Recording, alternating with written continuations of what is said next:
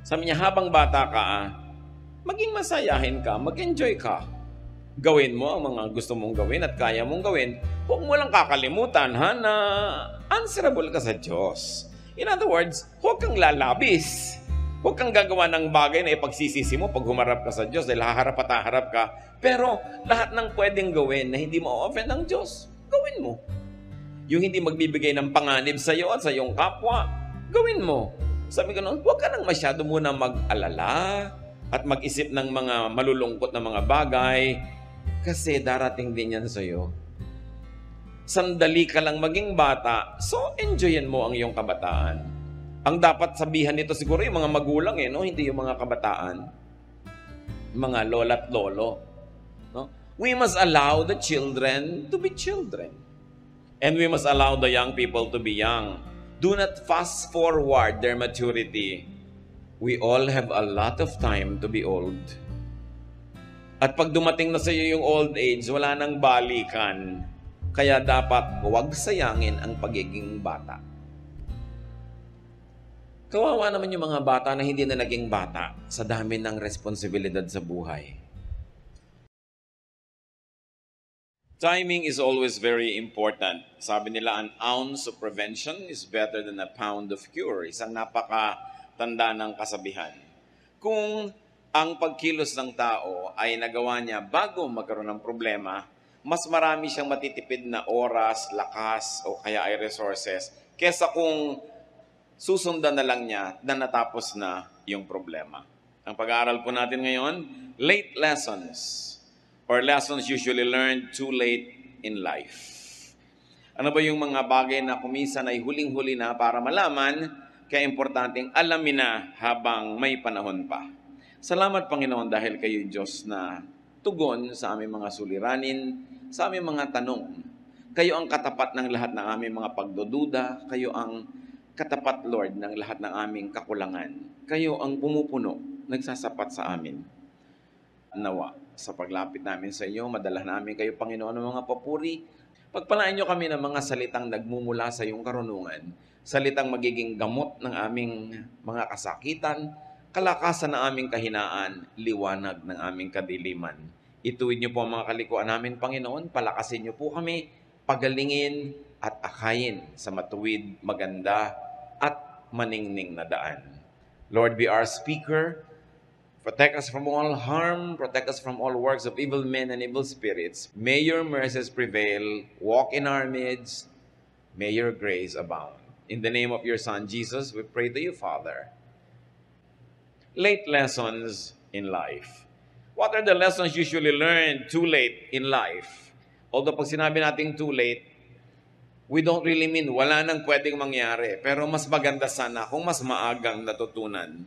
Kaya naman, the younger you are, the more benefits you will get in learning these things. Number one is put God in your life as early as possible.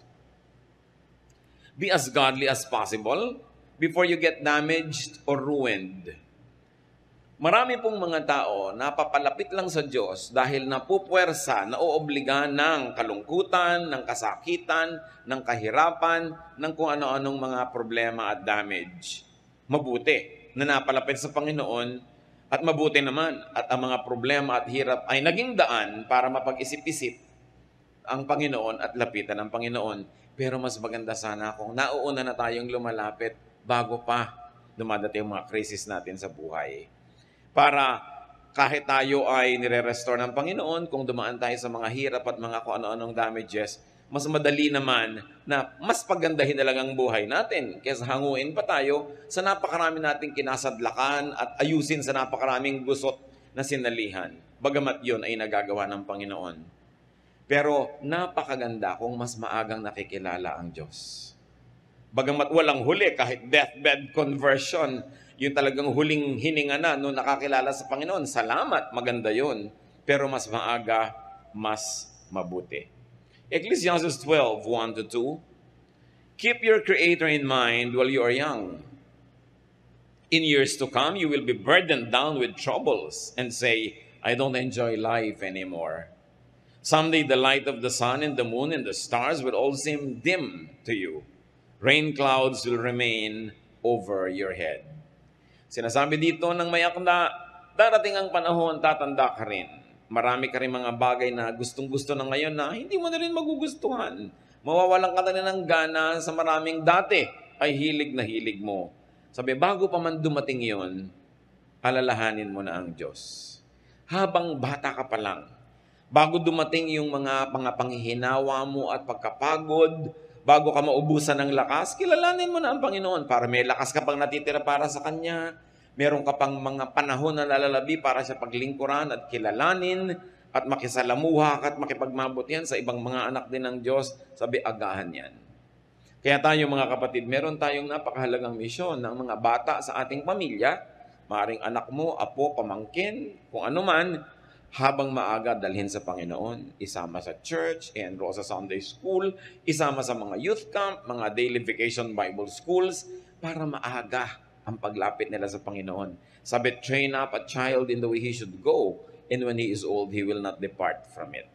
Mas madaling magturo kesa sa mag-repair kung may damage na. While God can restore broken lives, it is infinitely easier just to improve on what is already good. Pangalawa po na lesson na dapat hanggang maaga matutunan, accept and make peace with yourself as early as possible.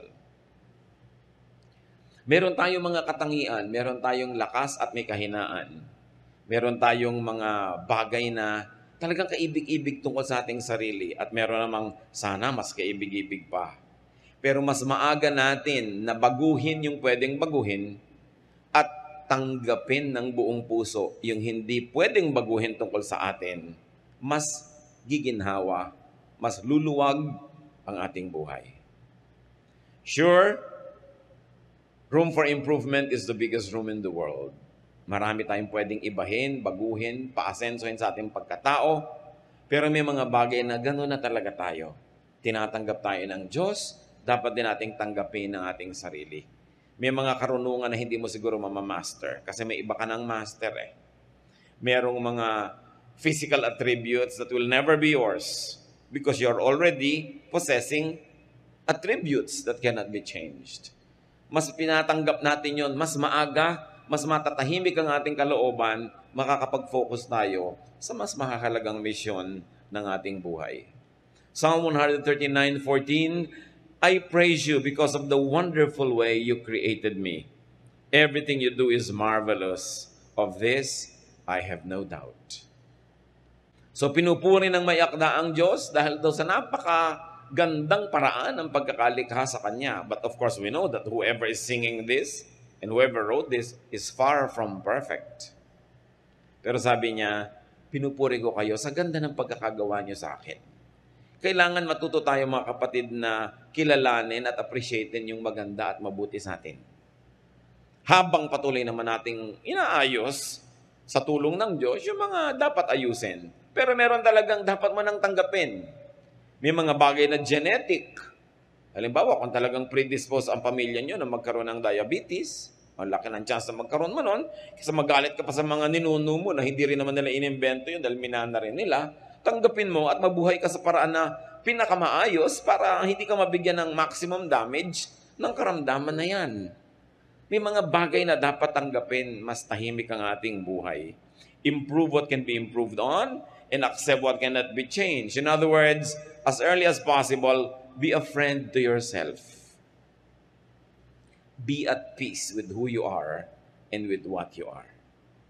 Pangatlo po na dapat nating matutunan, learn what matters to you as early as possible.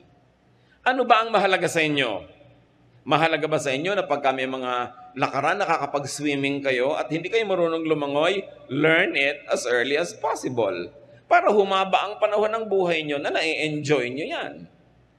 Gusto nyo pala pag may mga party, nagbo-ballroom dancing kayo, sumasayaw kayo, pag-aralan ninyo. Kaysa habang buhay, nakatingin na lang kayong halos mainggit-inggit doon sa mga nagpapaikot-ikot at nagpapagulong-gulong at nagpapatalon-talon, learn it if you like it. Gusto mo palang mamisikleta pero habang buhay, nakatitig ka na lang sa mga namimisikleta because you don't know how, learn it.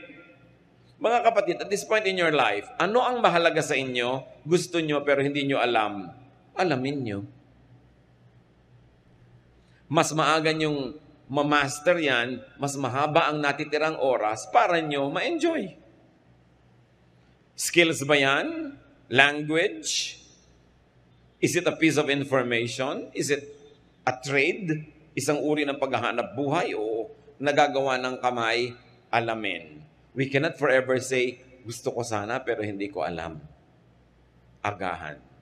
Proverbs 24:5, a wise man has great power, and a man of knowledge increases strength. Sa palagay nyo, anong dapat nyong malaman na pag nalaman nyo, mas lumalakas kayo bilang tao. Mas lumalakas yung bargaining power nyo with the world. Know it. To know is to master, to conquer, and to use. Another thing we have to learn is to be as healthy as much as possible, as early as possible. Bakit sabi nila pag nagkakaedad ka na, dumadami na sakit? Ang dami mo na kasing inipon na lason sa iyong katawan. Ang dami mo nang inipon na atraso, mga pawis na hindi mo na ipawis, exercise na hindi mo na i-exercise, at mga hindi mo dapat kinain na kinain mo. Siyempre, darating ang panahon, mahahabol ka rin yan, dumadami, nagkakasabay-sabay. Kaya pagdating ng araw, doon ka ngayon magbabawas ng alat, magbabawas ng taba, magbabawas ng mga kung ano-ano, agahan na ang pagbabawas nun kasi naiipon. Habang bata ka pa, konting disiplina na sa kinakain mo. Kung sasabihin bata naman ako, kasi naiipon, naiiwan sa katawan mo yan eh. Hindi lang naman mahalaga na tumanda at humaba ang buhay. Ang maganda, mahaba ang buhay, pero malusog. Mas na-enjoy mo yun. Sabi ng 1 Corinthians 6:19, do you not know that your body is a temple of the Holy Spirit who is in you, whom you have received from God? Isipin ninyo na yung Espiritu ng Diyos na walang hanggan, walang katapusan, napakamakapangyarihan, nakatira sa ating katawan.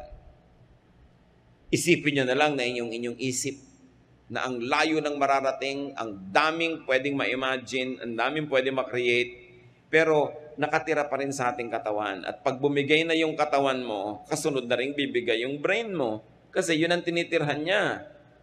Nakita nyo ang napakarami mga dakilang mga tao, great, powerful people, but in times of a crisis in their lives, they happen to be sick. Ang nangyayari, natatalo sila. Kung giyera yun, minsan napakalaking digma, ang galing na general, ang daming napanalunan, pero dahil lang sa kagat ng lamok, no? Nagkaroon ng malaria, at kung kailan siya sinusumpong at inaapoy ng lagnat, doon lumusob ang kalaban, natalo sila. Kasi kahit gaano kagaling ang utak mo, nakatiya pa rin sa katawan mo yan, yung katawan mo pag bumigay, kasamang bibigay lahat. Kaya dapat inaalagaan, mas maaga. The body is also the temple of the mind. It is also the limit and the limitation of the mind. Kaya inaalagaan yan. It becomes a tool of the mind, but it also becomes a prison of our whole life. So as early as possible, exercise. As early as possible, be fit. Eat healthful foods. Life is so much easier and nicer when one is healthy. Hindi lang yun, mga kapatid. Pati life ng mga nagmamahal sa inyo, gumagaan pag kayo'y malusog.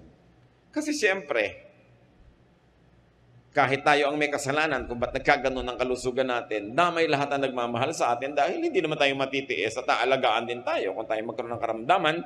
Kaya meron tayong pananagutan sa lahat ng nagmamahal sa atin to keep ourselves as healthy as possible because when we are sick, sila yung napapagod. Kaya yung mga young people dapat responsable sa kanilang kaligtasan. Huwag na kung saan-saan ibalibag yung katawan at ipaghampasan at kung saan-saan dalhin kasi pagka nabagok yung ulo mo at na-paralyze ka, yung matandang nanay mo pa rin na mag-aalaga sa'yo. Sino? Pag nagkaroon ka ng mga karamdaman, mga mahal mo sa buhay, ang gagastos. Kaya hindi ka lang nabubuhay para sa sarili. We live responsibly. In adulthood, do not think of yourself and do not treat yourself as old. Do not think old. Do not act old. Marami kasing mga humihina na bahagi ng katawan natin kasi itinatrato na natin na mahina. Hindi na kasi nagagamit, hindi na napapractice. Recently, nakakita ko sa internet, 92-year-old lola, nagsasalsa. Ewan ko kung nakita nyo yon, ha? Talagang nagpapagulong-gulong, ibinabalibag nung apo, kulang na lang lumipad. Ang lakas ng katawan. 92. Yun ang sabi ko, wow. Maraming ginawang tama itong si Lola sa buhay niya. Malakas pa yung katawan niya. So, huwag na kayong lagi na lang nakapranela, nakabalabalat, lagi na lang. Pwede nyo namang pasiglahin ang mga sarili, no? Para mas marami pa tayong makita, malasap, magawa, maproduce. So, watch what you eat.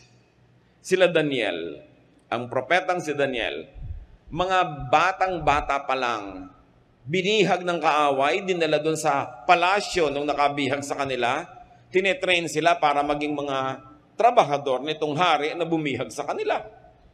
Pero ayaw nilang kumain ng pagkain sa palasyo. Kasi iniisip nila, bukod sa moral dimension ng pagkain ng mga unbelievers, marami siguro talagang unhealthful na mga ingredients yan. Kaya sa Daniel 1:11-15, merong prescribed diet yung mga noble men na yon, noble young men who were in the palace. Pero Daniel then said to the guard, "Please test your servants for 10 days. Give us nothing but vegetables to eat and water to drink. Then compare our appearance with that of the young men who eat the royal food, and treat your servants in accordance with what you see." So he agreed to this and tested them for 10 days. At the end of 10 days, they looked healthier and better nourished than any of the young men who ate the royal food. Hindi natin alam kung ano yung mga excess siguro ng mga fats, mga alcohol at kung ano-ano sa royal food. Pero ayaw kainin nila Daniel. Bukod siguro nga doon sa dietary value, may spiritual value pa sa kanila kung anong kakainin nila at hindi. Kasi sabi nila, gulay na lang po ipakain nyo sa amin at tubig lang ang iinumin namin. At matapos ang 10 days, kung nakita nyo kami nanghihina, sige, kakainin na namin kahit ano ipakain nyo. Pero nakita, mas maganda pa ang kalusugan nila, mas maayos. Ibig sabihin, hindi ko mo masarap, yan ang mabuti sa'yo. Konting control sa sarili. Isa pang dapat nating matutunan habang mas maaga sa buhay, mga kapatid, have fun whenever possible. Ecclesiastes 11:9-10, be cheerful and enjoy life while you are young. Do what you want and find pleasure in what you see. But don't forget that God will judge you for everything you do. Rid yourself of all worry and pain because the wonderful moments of youth quickly disappear. Napakahalaga ng mensahe na ito ni Solomon, the wisest man ever. Sabi niya, habang bata ka, maging masayahin ka, mag-enjoy ka.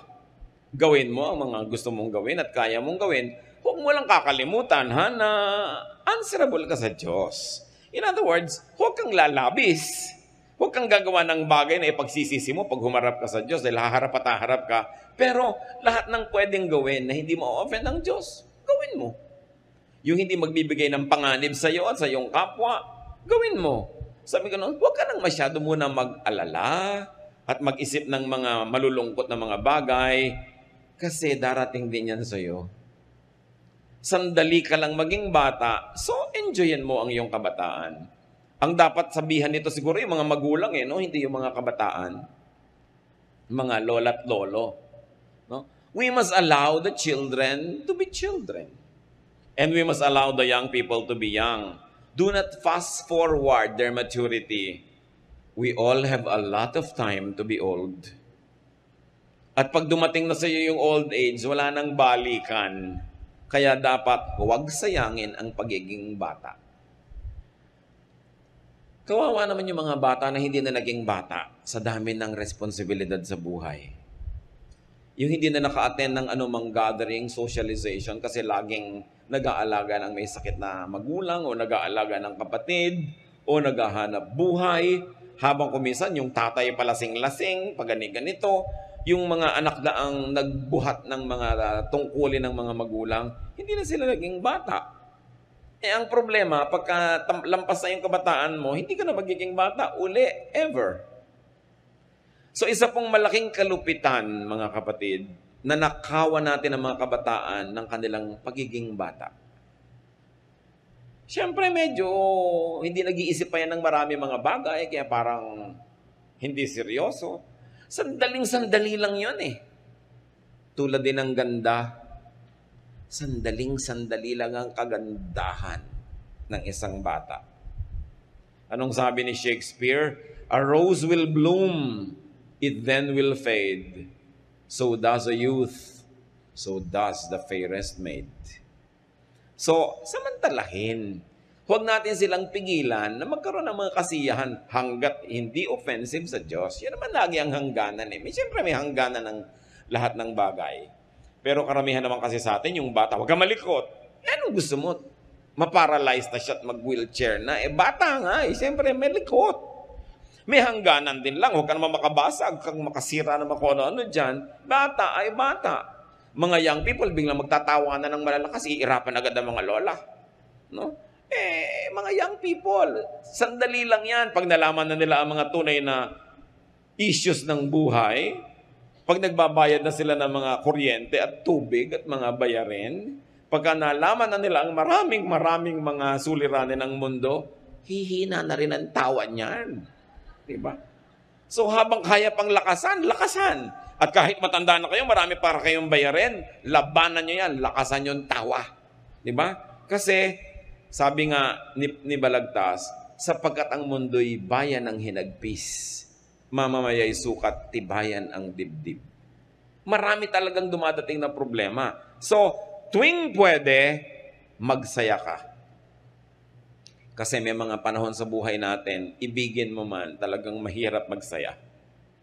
So yung masaya na, huwag mo nang palungkotin.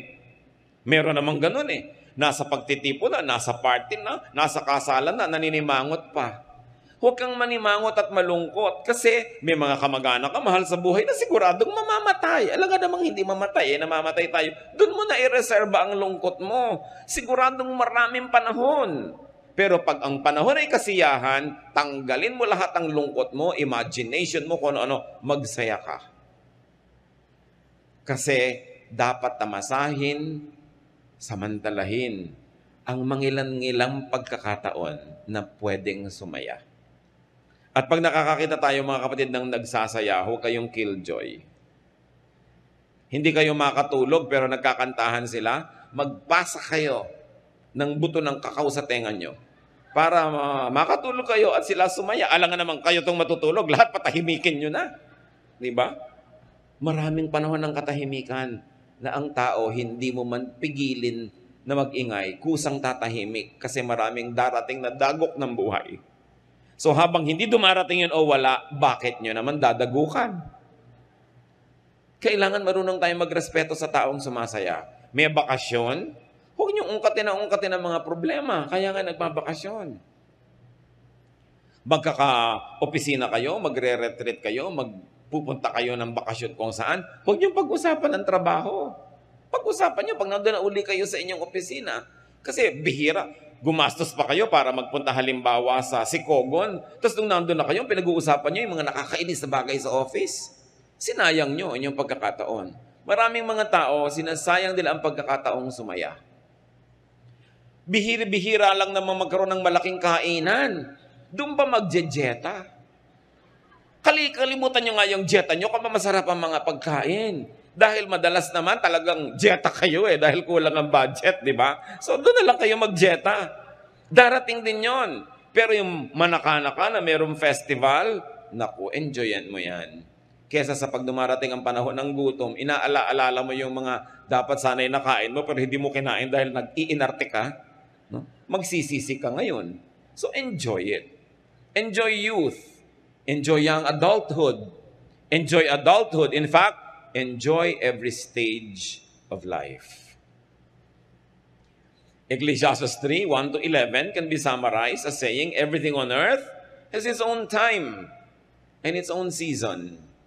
There is a time for laughing and dancing. And if it is not your time, hayaan mo yung iba to enjoy their time.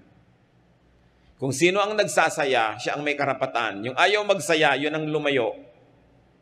Pero huwag niyong pigilin yung nagsasaya. Hindi niyo alam, baka bukas may malalaman siya kahindik-hindik na bagay na kahit hindi niyo pigilin, talagang mawawala na yung saya niya. Unfair naman na hindi man lang siya nakapag-charge. Malolobat pala siya bukas, hayaan nyo siyang mag-charge ngayon.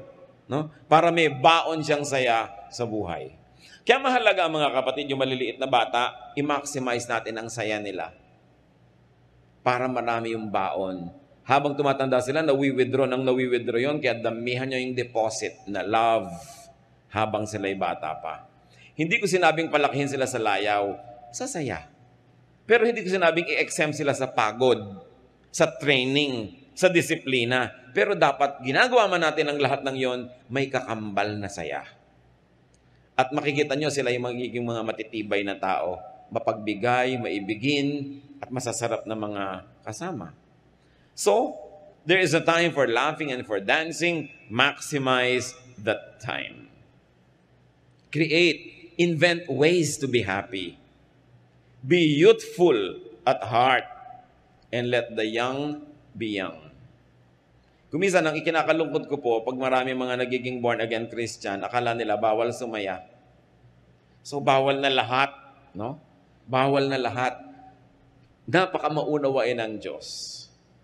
Gawin nyo kung ano yung nagpapasaya sa inyo, maliban na lang, alam nyo talagang maling-mali. Ngayon, medyo gray area, pero gustong-gusto nyo gawin, napakabait ng Diyos para Kanya unawain. No? So, ang ating laging panghawakan, yung bait, hindi yung higpit ng Diyos.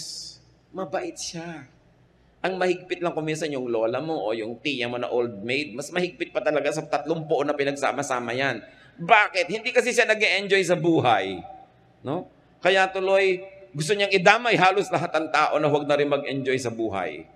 Napakahirap kasi nung mga tao na walang nagmamahal, walang nakikipagmahalan, walang mga outlet, walang mga saya. Ang gusto, idamay lahat ng tao sa mundo. Gawin natin ganito mga kapatid, kung ano man ang hindi natin na-enjoy, ipagdiwang natin kung na-enjoy ng kapwa natin. At sa ating pakikipagdiwang sa kanila, nakakasalo na rin tayo sa enjoyment.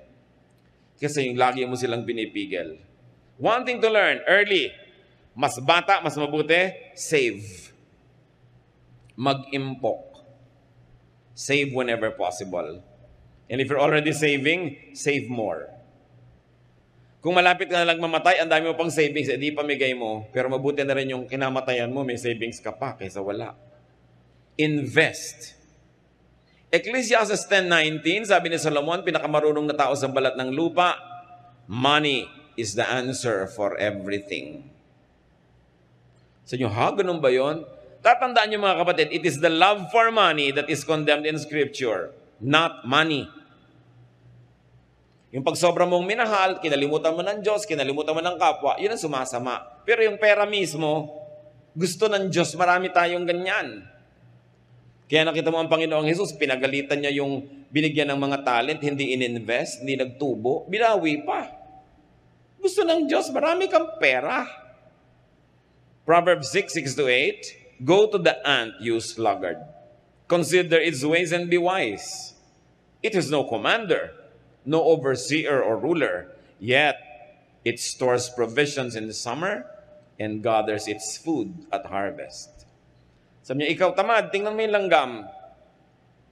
Pag tag-araw, pag tag-ani, pagod na pagod. Nagbubuhat ng kung ano-anong madidilihensya niya sa buhay. Kuminsan, 20 times heavier than the body of the ant binubuhat niya. Minsan nagtataka ka sa sahig, may naglalakad na bigas.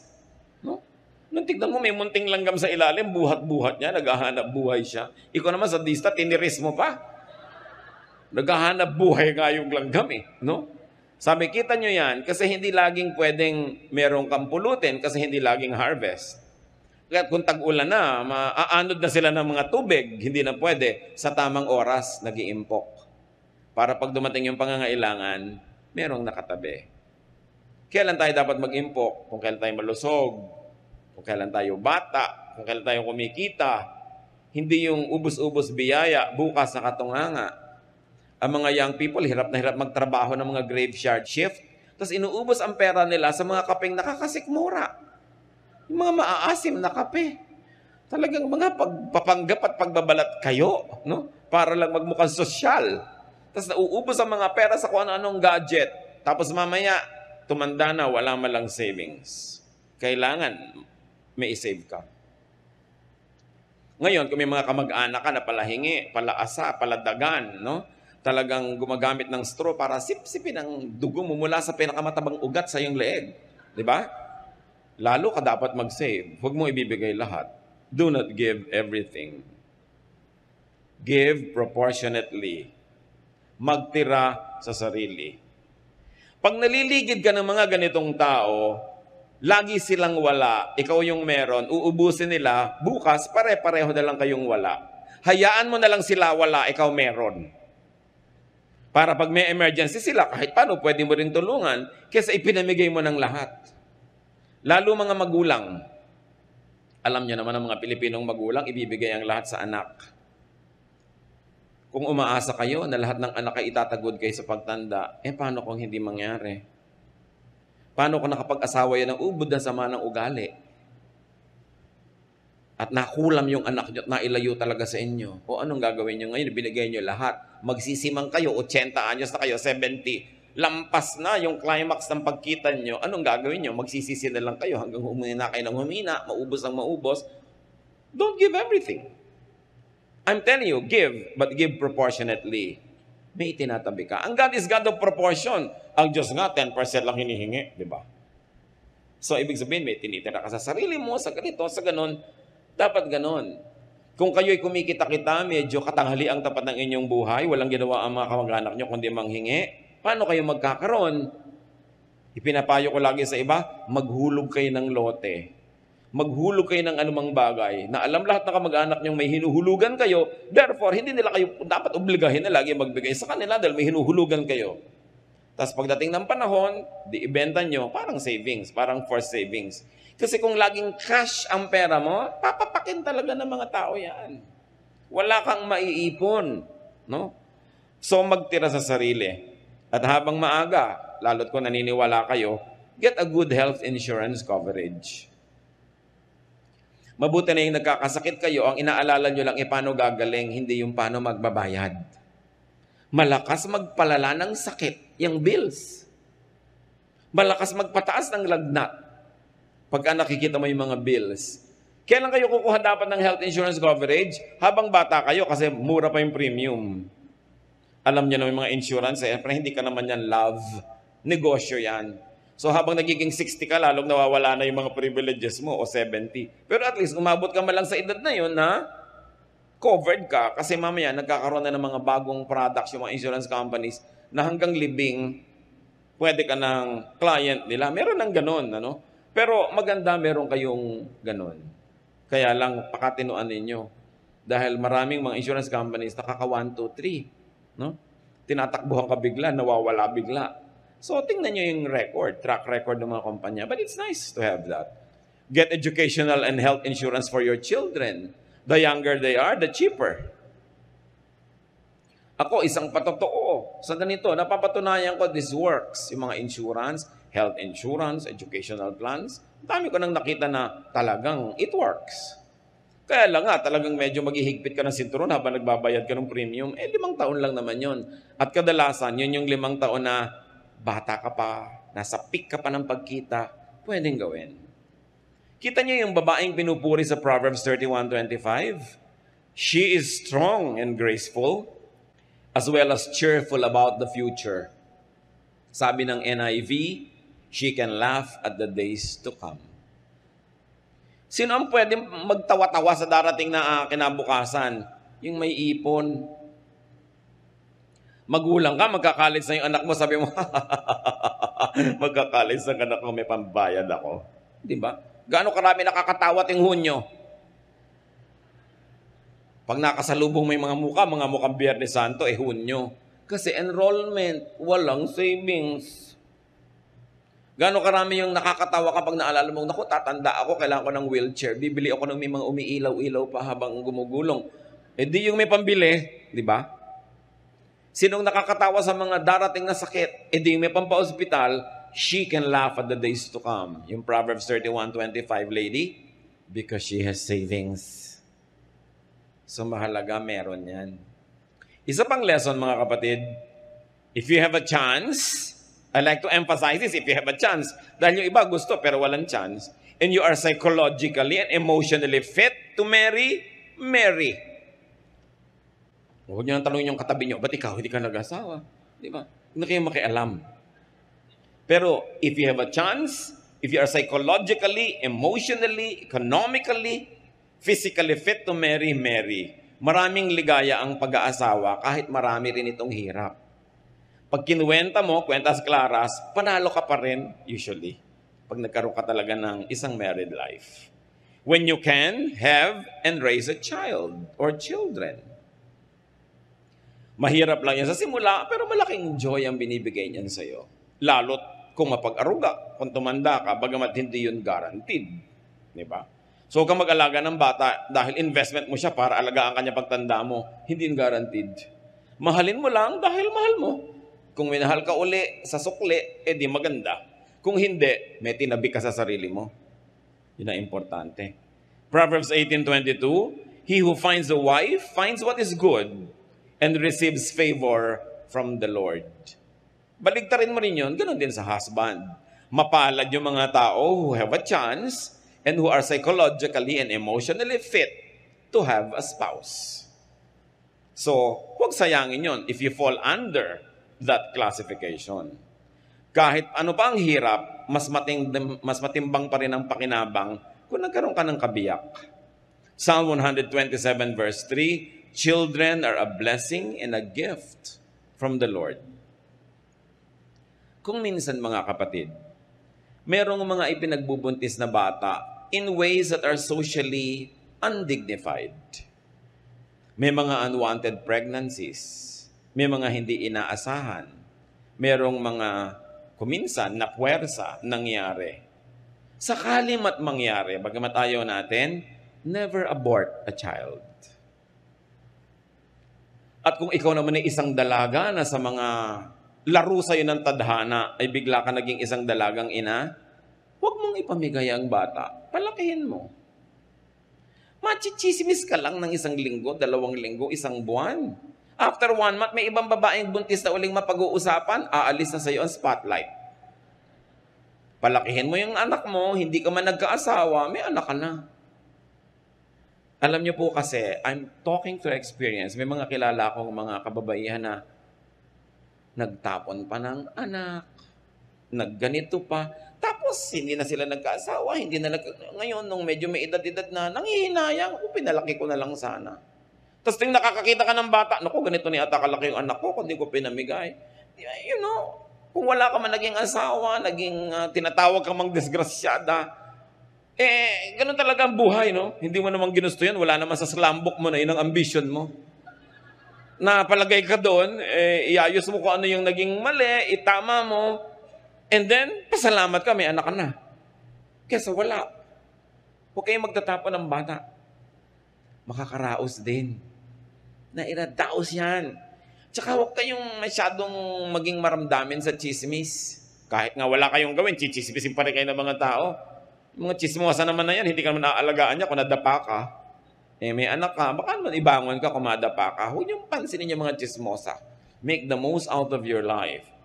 Bihira, walang tao na nagiging perfect ang buhay niya. Nagkakapingas-pingas, nagkakalamat-lamat. Nangyayari yan eh. Yun ang maganda nga sa tao dahil meron tayong Diyos na pagdaraanan ang lahat. Basta tayo nagpapatulong sa Panginoon. Huwag kayong masyadong sentimental about it. Blessing pa nga yun. May anak ka na, may nangyari sa'yo. Nakapag-asawa ka, hindi ka masyadong naging maginhawa, hirap ka rin, pero siguradong may ligaya ka rin, pasalamat ka rin. Dahil blessing pa rin yun. God is so good at restoring us. God is so good at repairing broken lives. Don't let the brokenness continue to haunt you all your life. No? At just pick up the pieces, get on with life. Ano ba? Nangyayari yan sa lahat. Ang mahalaga, we'll learn from every mistake. And the mistakes we commit should make us kinder and nicer to those who commit other mistakes. Mas magiging maunawain ka dahil may pinagkukuhanan ka, may pinaghuhugutan ka ng pangunawa. At kung kanya naman naiibig, abay di umibig kayo, love. Never mind not being loved back. Meron kayong mahal, Kaopisina nyo, talaga namang lahat ng bonus nyo, inapanulan nyo yung kaldero, binibigay nyo sa kanya, pero hindi pa rin kayo pinapansin. Ibigay nyo pa rin. Alam nyo yung nagmamahal, mas masaya naman nyo kaysa doon sa minamahal eh. Eh kayo yung nagmamahal, hindi man kayo suklian ng pagmamahal, magmahal pa rin kayo. At least naranasan nyo magmahal. Diba? Kaysa sa hindi na kayo minahal, hindi pa kayo nagmahal. Di wala na kayong naranasan. It's all right to love and not be loved back. Because loving by itself gives you a lot of happiness. Eh kung sinuklian pa, kahit konting pagtingin, malay nyo naman. So huwag kayong matakot umibig. Yung mga nabigo na ng mga 18 beses, may mga 18 pa ulit nalalabi. Ubusin nyo. Diba? Huwag kayong sobrang nadala, naging playing safe, ayaw nyo na. Buhay pa kayo eh. Ba't umaayaw na kayo? Ngalan nyo naman, dito sa ika-27 pag-ibig, yan na talaga matupad ang mga pangarap nyong ilakad hanggang altar. Habaan nyo ang lakad. Mula pa lang doon sa Harrison, maglakad na kayo. Para makabawi kayo. No? So never mind kung hindi ka minamahal. Mahal mo pala, mahalin mo pa rin. Hindi ka binibigyan ng pag-asa, mahalin mo pa rin. Huwag mong ilagay sa kanya yung pasya kung anong gagawin mo sa pag-ibig mo sa buhay. Sasaya ka rin. He who loves enjoys more than the one being loved. Pangwalo. Hold no grudges. Have no regrets. Discard anger from your heart. Mas maaga, mas mabuti. May gumawa sa'yo ng masama nung araw, hanggang ngayon inaalala mo pa, ang totoo nun, paulit-ulit na nagagawa sa'yo yung masama kahit wala na siya dyan, kasi nire-replay mo. Lugi ka. Kung meron kayong dapat patawarin, huwag na yung pag naghihingalo na siya o naghihingalo kayo, tsaka pa kayo nagpapatawaran, patawarin nyo na agad. Makakalaya siya, makakalaya kayo, mas luluwag ang buhay. Huwag kayong magtanim ng sama ng loob.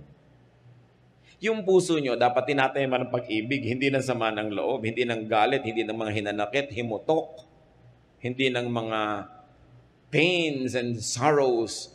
Minsan na kayong nasaktan, tama na. Ilibing nyo na forever, magpatawad na kayo para hindi maulit. Kasi habang sinasariwa nyo, bumabalik yung galit, bumabalik yung sakit, sinong lugi? Edi kayo. Mas maaga, mas mabuti. Kasi maiksi ang buhay. Sayang ang bawat saglit na inubos mo sa pagiging galit. Pwede naman sanang inubos sa pagiging masaya. It is your decision. Ephesians 4:31, stop being bitter and angry and mad at others. Don't yell at one another or curse each other or ever be rude. Sayang. Minsan ka lang nagkaroon ng araw na ganito, ng petsang ganito, ng taon na ito sa buhay mo. May nakaaway ka pa, di ba sayang? Samantalang maganda kung may naging kaibigan ka. Huwag sasayangin ang bawat sandali. Philippians 3:13, I forget what is behind and I struggle for what is ahead. Nililimot ko na yung tapos na. Sabing ganun. At kayo, mga kapatid, makinig kayo mabuti. Kung meron kayong kamag-anak, kapatid, mahal sa buhay, asawa, magulang, na nakagawa ng isang malaking pagkakamali nung araw, at alam nyo yon, at pwedeng-pwede nyong isumbat, pwedeng-pwede nyo siyang tapunan ng isang tingin pagka siya ang tinatamaan ng conversation, kahit hindi alam ng iba. Pwedeng-pwede nyo siyang i-blackmail. Huwag nyong gawin. Release the person. Limutin nyo na.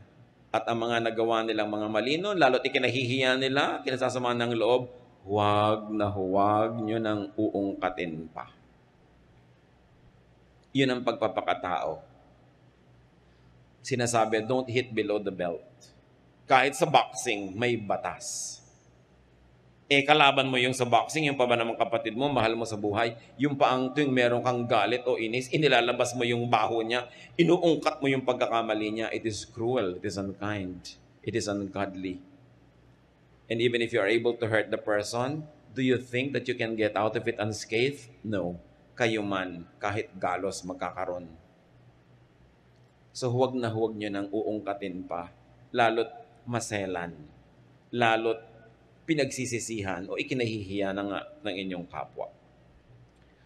Pangsyam na magandang maalala bago tayo lubugan ng araw sa ating buhay, be nice and friendly to your children or to your children-in-law. Sandali lang, minsan lang maging bata ang bata. Pag pinalaki mo pa sa kalupitan, pag pinalaki mo siya sa iyong masamang ugali, sa iyong pagdaramot, sa iyong pananakit, anong itinanim mo sa puso niya? Puot sa'yo, galit, hinanakit.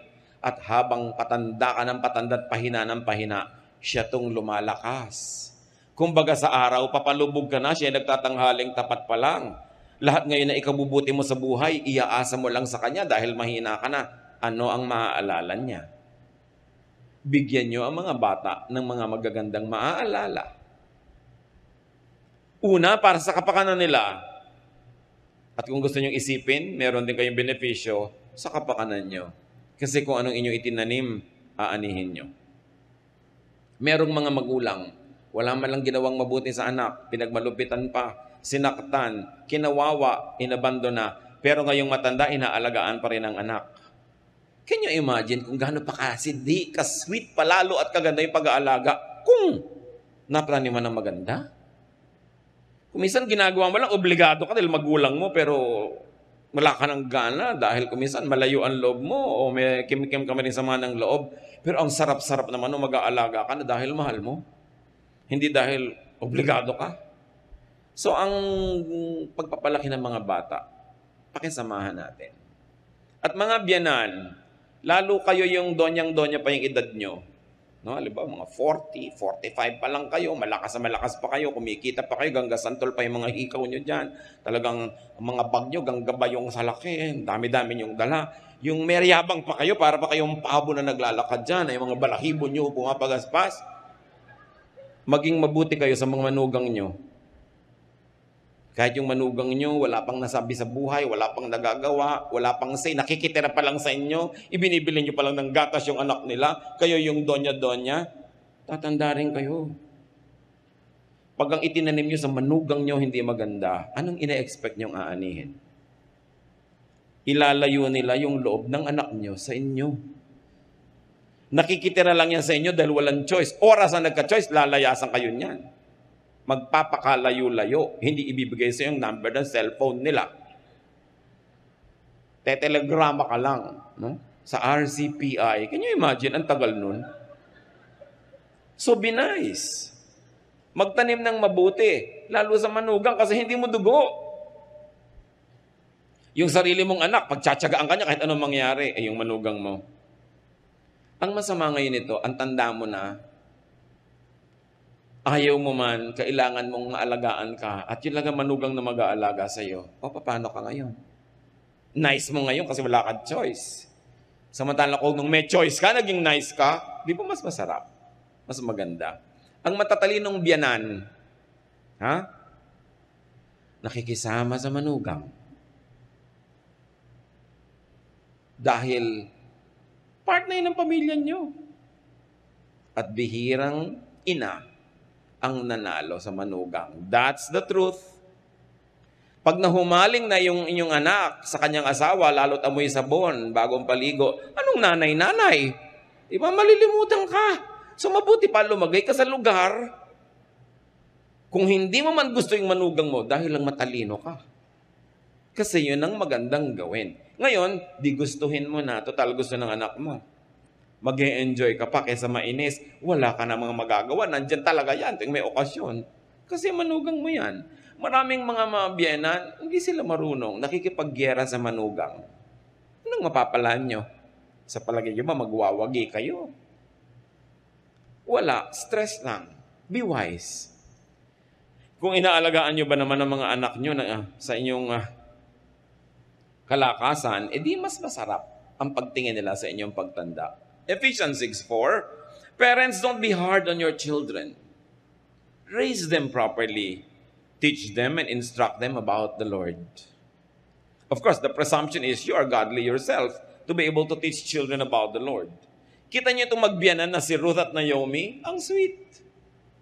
Itong si Naomi, may 2 anak na lalaki, namuhay sila sa isang foreign land. Tagaroon yung napangasawa ng kanyang mga anak na lalaki. Namatay ang asawa niya, namatay ang 2 niyang anak na lalaki, ang natira silang 3 babae.